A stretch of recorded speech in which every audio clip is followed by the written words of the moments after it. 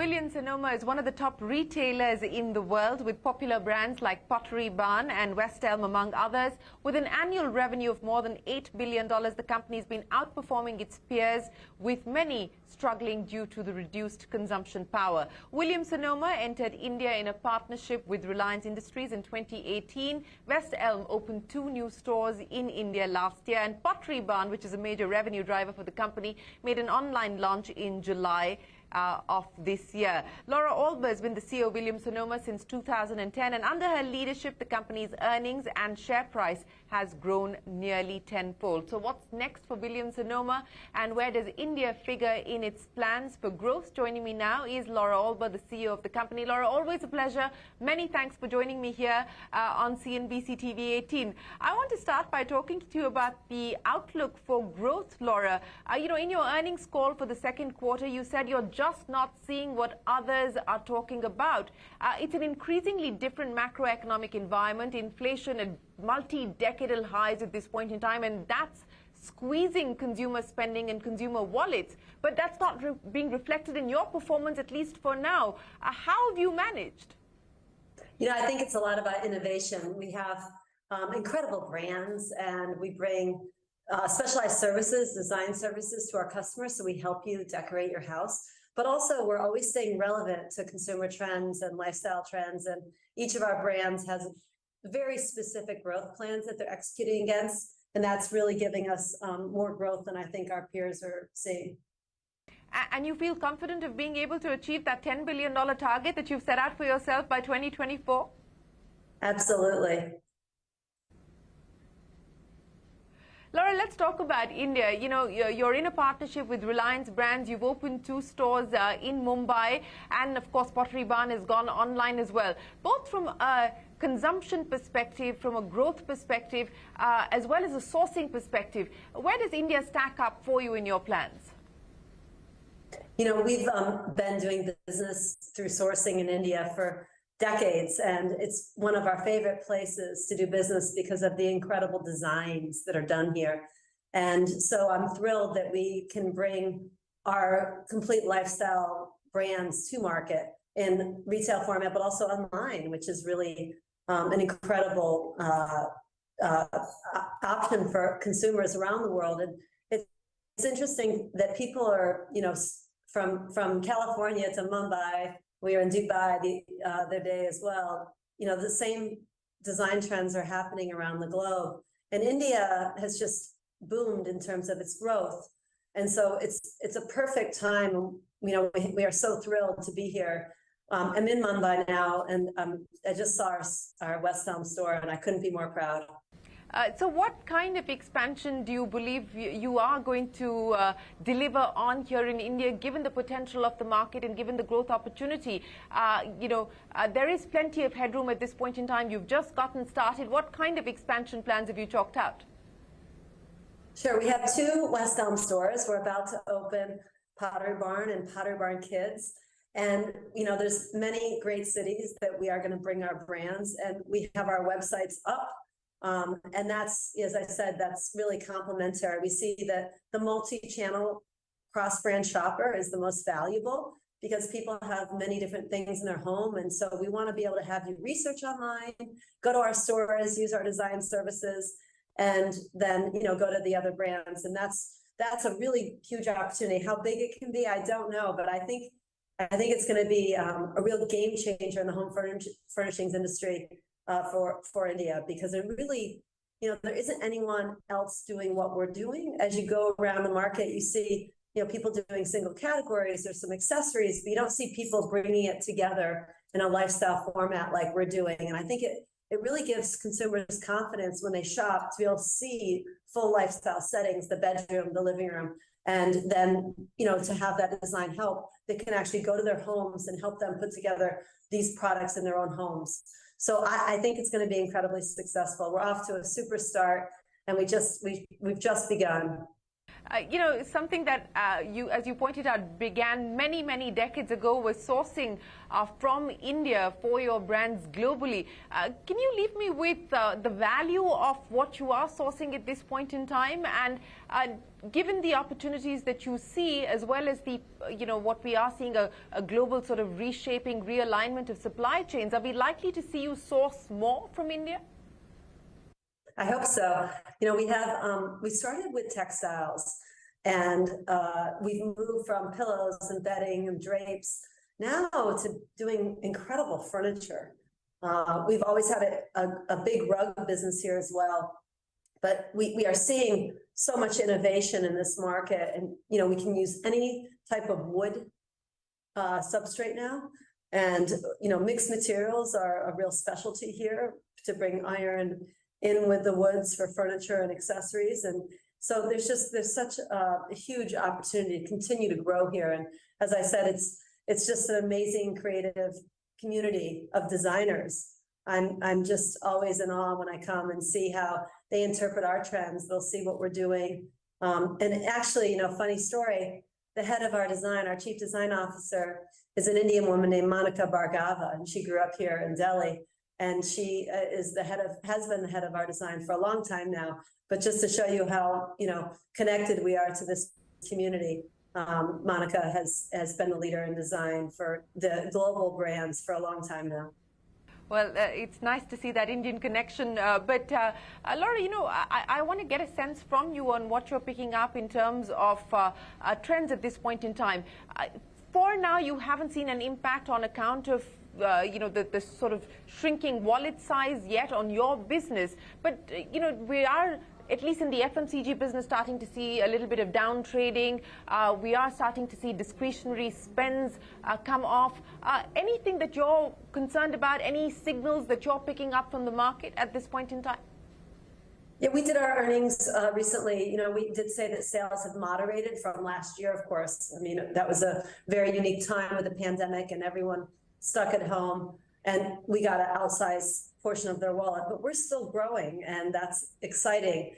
People during the pandemic learned to cook, entertain at home. They got more comfortable working from home, and I believe hybrid work is here to stay.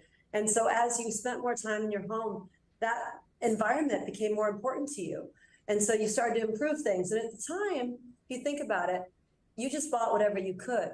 But now people are turning in, quality is very, very important to people. And they're looking for, what is the material that things are made of? Why should I pay this price? And they're looking for things that last. So in terms of, as you asked me, global design trends, there's so many different design trends. I don't think there's a one size fits all for the Indian market. I think like any global design community, there's a lot of different options and aesthetics, and actually home size that people need to be served for. But the thing that I think is a real trend right now is this lifestyle to eat at home, work at home, and look for quality products. Laura, one of the things that we saw being accelerated through the course of the pandemic was really the growth in e-commerce and the adoption of digital technology, not just within organizations, but to try and reach out to your consumer. And you've been down that path well before the pandemic. I want to understand from you, what have been the big lessons, the big learnings, and where are you now in that journey?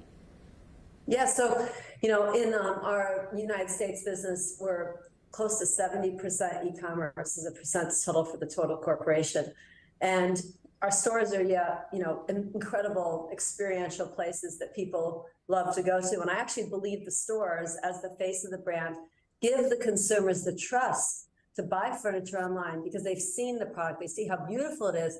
And whether it's that sofa or another sofa, then they go back home online and they purchase it. So what we try to do online is create a 3D experience, literally and figuratively, if you will, that people can really review the product details. We have a lot of capabilities. We show them the product in different types of homes, in different types of settings, lots of photography, and we use UGC as well so that they can see it in real people's homes. And this is what makes the experience very rich. We prefer lifestyle imagery to simple silos because we think that's a richer experience as well. And we spend a lot of money and time taking beautiful pictures of product. And I'm thrilled that we're bringing that to this market too, and that the consumers here will be able to be inspired as much from the website as they do in our stores. In terms of investments, especially on the technology side, as well as to continue to drive sales, any specific sort of allocation to up tech capabilities at this point in time, given the fact that you've already covered a significant distance in your tech journey, but is that work done or is there more to go? Oh, there's always more to go, and that's a big focus of ours. It's a big focus of Reliance Brands as well, to really build this e-commerce platform. And in fact, was one of the reasons we chose them as a partner, is that they have access to such a great tech platform and really speak our language in terms of what we're doing to market online and also to transact online and to inspire online.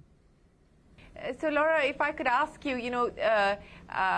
on your dashboard, on your CEO dashboard at this point in time, what are the red flags that you're watching out for? But more importantly, what are the opportunities that you're going to chase after?